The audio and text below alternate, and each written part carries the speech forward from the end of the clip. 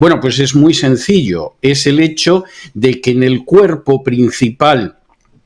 de lo que serían las iglesias evangélicas entra el dispensacionalismo gracias a la Biblia Scofield, que se publica a principios del siglo XX. En contra de lo que pueda pensar la gente, porque es lo que ha conocido toda su vida, el dispensacionalismo no ha sido creído jamás ni por los reformadores, ni por los movimientos de reforma y avivamiento a lo largo de la historia, ni cosa parecida. El dispensacionalismo surge inicialmente en el siglo XVII con dos jesuitas españoles que se llamaban Lacunza y Rivera para combatir lo que era el efecto de la reforma, y de ahí que, por ejemplo, insistan en la idea de un anticristo como príncipe del final de los tiempos para negar que en realidad el anticristo es el papado, que era lo que creían los reformadores, pero incluso ese primer dispensacionalismo, que insisto, lo crean jesuitas, es un dispensacionalismo que, por ejemplo, no cree en un arrebatamiento pretribulacional,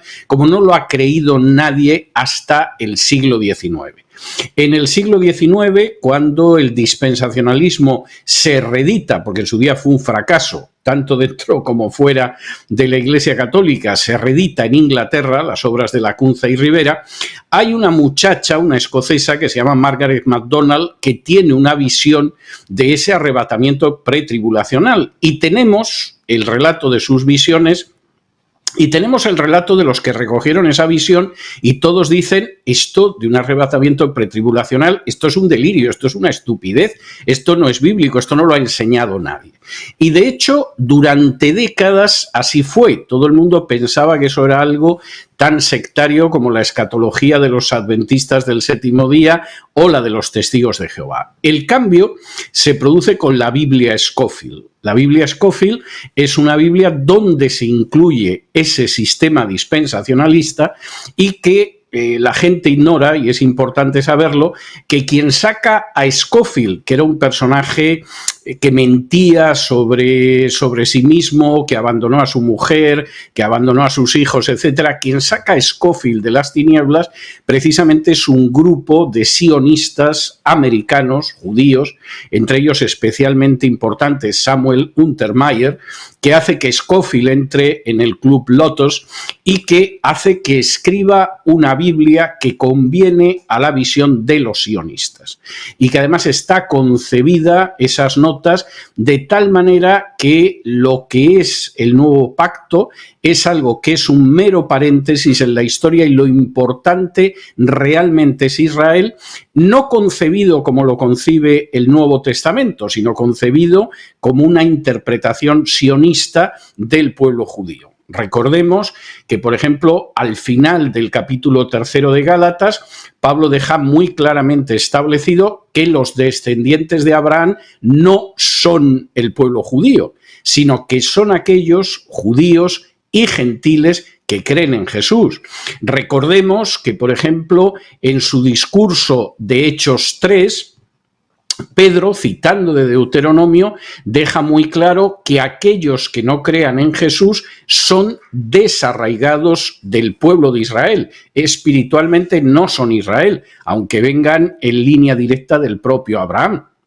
Y recordemos, por ejemplo, que en el capítulo 11 de Romanos, Pablo establece que ese Israel al que asemeja con la figura de un olivo es un Israel del que son desarraigados todos los que no creen en Jesús, que son judíos, y por el contrario son injertados todos aquellos que creen en Jesús, aunque sean gentiles. Es decir, identificar el Israel de la Biblia con el Estado de Israel o con el pueblo judío, desde una perspectiva teológica, es un inmenso disparate que contradice la enseñanza de los apóstoles, que contradice multitud de textos de la Biblia, pero que es comprensible que los sionistas impulsaran esa lectura de la Biblia Scofield, porque evidentemente implicaba poder desembarcar dentro de lo que era el evangelicalismo norteamericano. Como luego los misioneros que van llegando a Hispanoamérica proceden de Estados Unidos, pues la difusión de esa visión era muy fácil,